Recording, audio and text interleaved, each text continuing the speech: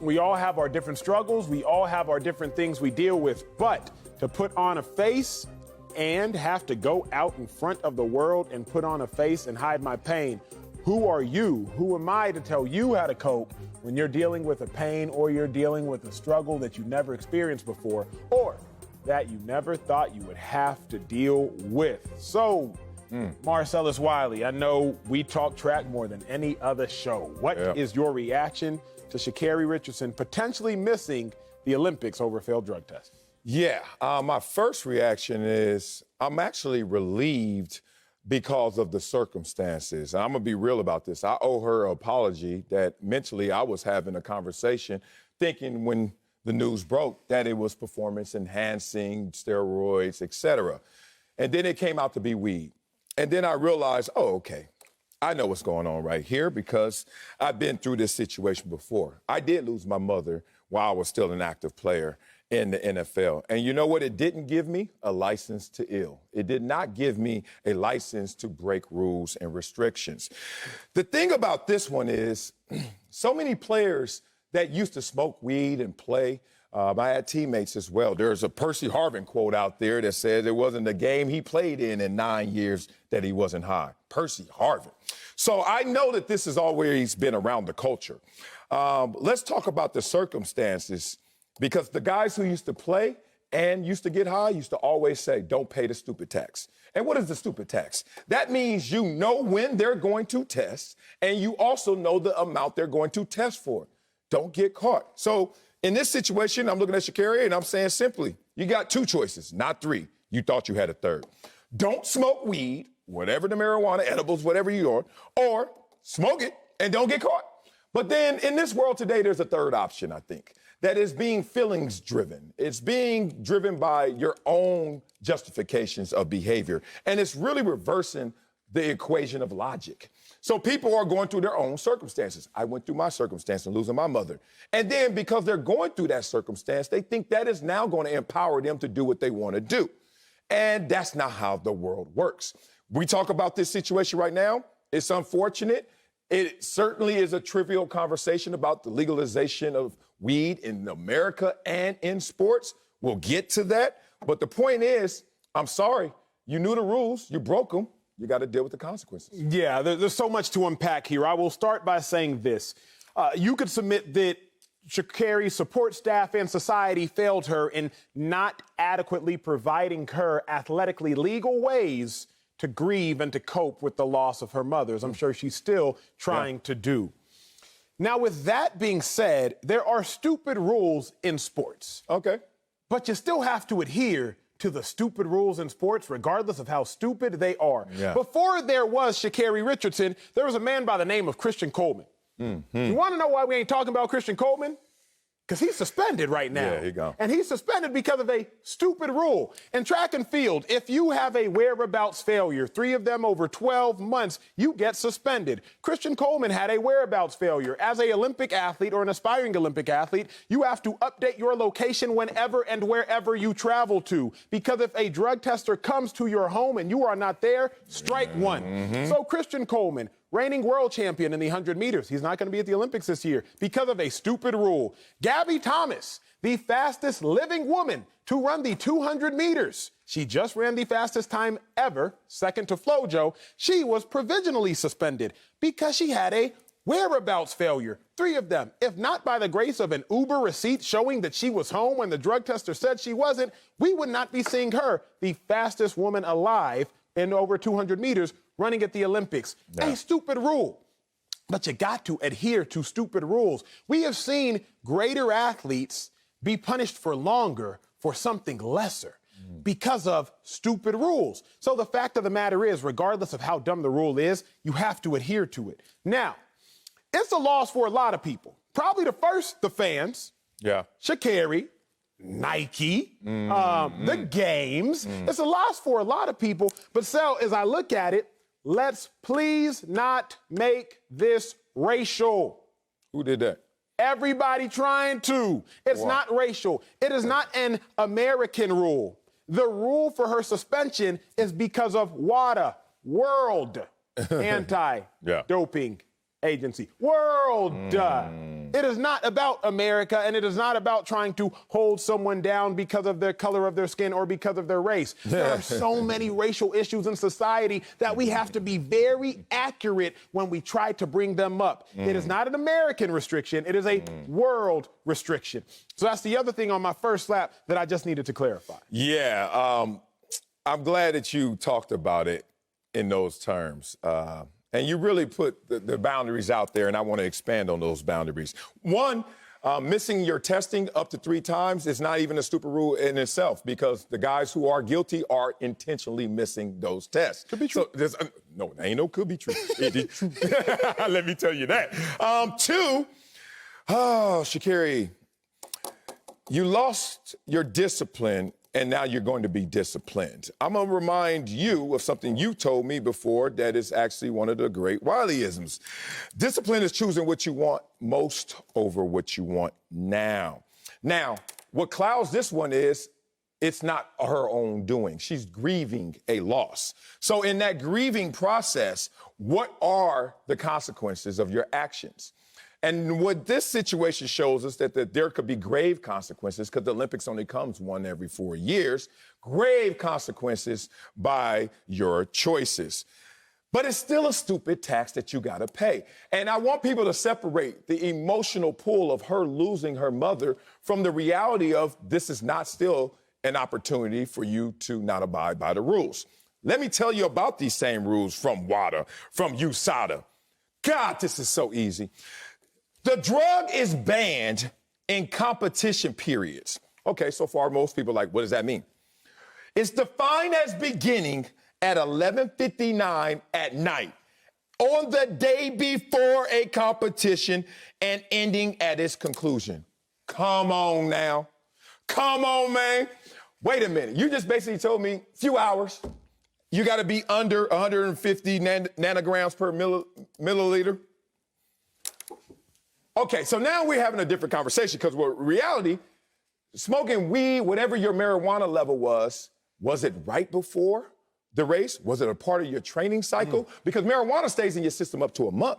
Cocaine, heroin, 2 to 5 days. So if you think about this situation, and God, I know too much about this because I had too many weed smoking friends and teammates. They know how to cycle in and cycle out.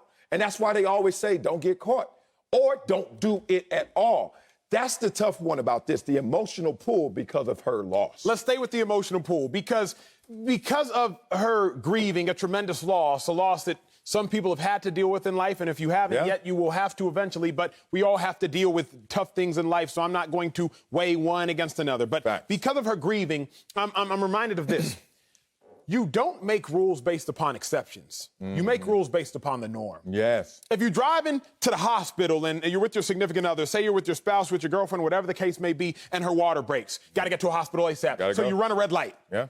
Well, we can't now remove all red lights in the nation because your running of the red light was actually very justified in the instance. Yeah. You actually have to have a rule based upon a norm, not an exception. But also, rules aren't necessarily in place just to protect you. Most rules are actually in place to protect other people. I recently said this on Twitter, but I'll say it on the show. You can say it's cool to legalize weed in competition while you're running in a straight line, but it's probably not great to legalize weed in competition if you're throwing a javelin. It's probably not great to legalize weed in competition if you're using a pole to elevate over a pole 18 feet high, the pole vault. It's probably not great or safe to legalize weed in competition if you're throwing a discus, spinning around, and then heaving an object roughly 180 to 250 feet through the air with people, referees and whatnot, marking the distance. It's probably not a great idea. We have rules for the norm, not rules for the exception. So while this might be a merit-based exception, if you will, you don't make a rule based upon an exception. No, you don't. And that's what's unfortunate about this situation, that maybe in her emotional state, that clouded her vision of seeing right from wrong. And now she has to deal with the consequences. She made this bed. It's time to lie in it. And Richardson's suspension has generated several opinions on why she got suspended. So, Acho, should marijuana be legal in sports? That's a tough question because it's think? legal in some aspects in some states of society. Overall, I will say no. Marijuana should not be legal in competition. Remember what we were talking about, people. In this specific instance, you cannot smoke or edible or whatever the case may be from 11:59 prior to competition until competition is over. Right. So as I look at it, should marijuana be legal in sports? No, because do you want a pitcher throwing a 100-mile-an-hour fastball under the influence of anything? Should marijuana be legal in sports? No, because again, do I want someone throwing a spear, which is what a javelin is, under the influence of anything? Now the counter is, well, Acho, alcohol is legal. Yes, but we're not having a debate about alcohol because nobody thinks it's a good idea to go out there drunk. Sus, it's a moot point.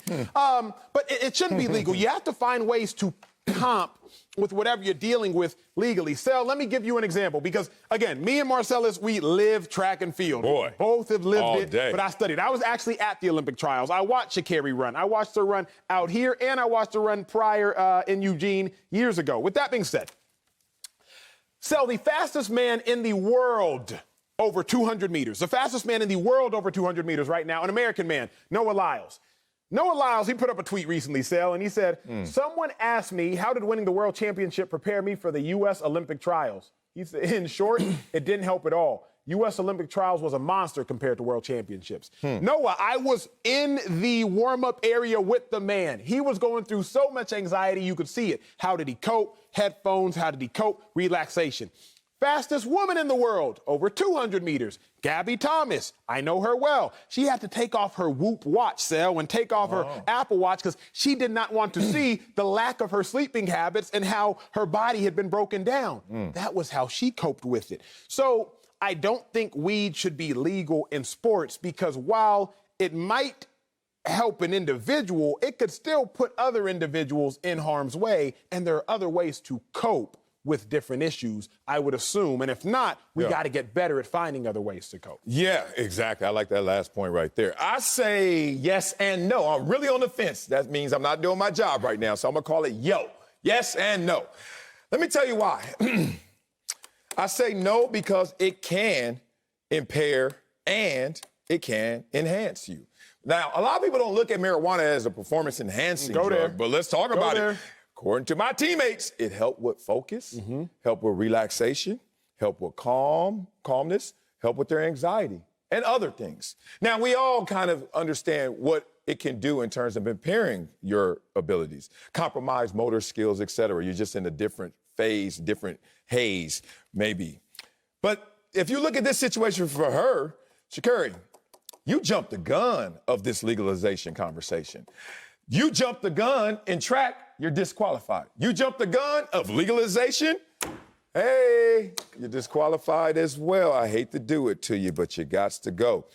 And it's a sad situation because I know you didn't mean to jump the gun. But if you watch anyone in a track race, to keep it in the sport, a lot of them don't mean to jump the gun as well. Everyone always thinks that you false start just because you're trying to cheat. Nah, sometimes you're false starting because you're sitting there full of that tension, that anxiety. When are they going to let me go? When are they going to let me go? Oh, I'm ready. And you just set off the sensors. Or you could just move. You could just switch. You just can't get your body and mind into a calm, still space. So it's not always with negative intention. I look at this situation, sadly, like, as Confucius once said, life is really simple, but we insist on making it complicated. We insist on making it complicated. There is so much room for not only her to find other coping mechanisms that were legal, but also other ways to not compromise what's so important, a once in every 4-year opportunity. But we're here, bruh. So legalization, if I had to say it, it's going to be legalized in the federal court soon. Clarence Thomas, one of the most, if not the most conservative Supreme Court justice, is already talking about the contradictions with this in terms of it being enforced on the state, federal level.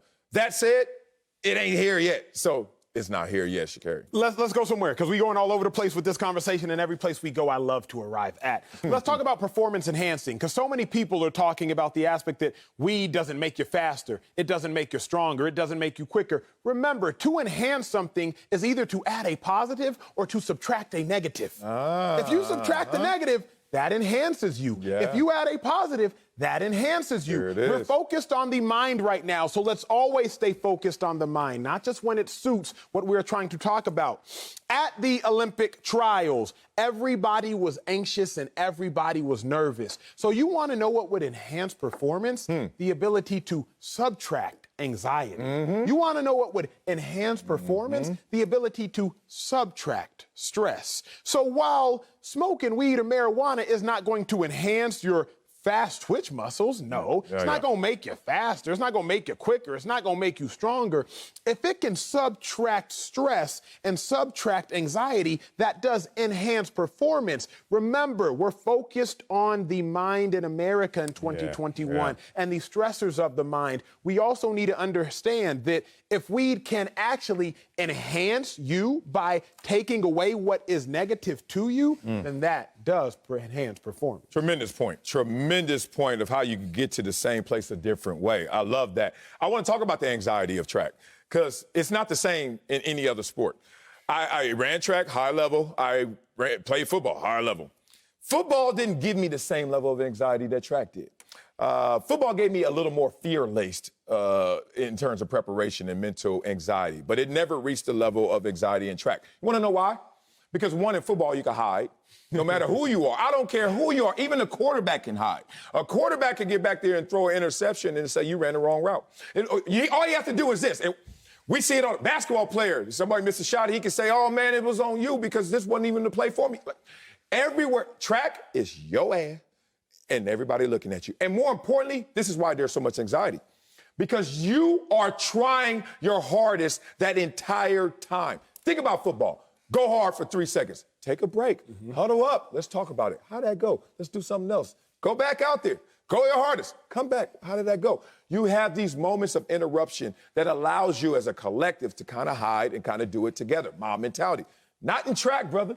It is you trying your damnedest, and everybody knows you either won or you failed. So I look at this situation simply that it's unfortunate that she initially tried to rationalize this. And look, she had a good reason, obviously, but it's still not enough to go to this place. Rationalizations can't justify you violating restrictions. And now she's going to have to deal with it, brother. We all going to be at a loss, but she's going to be at the greatest loss because she got to wait 4 more years to do this again.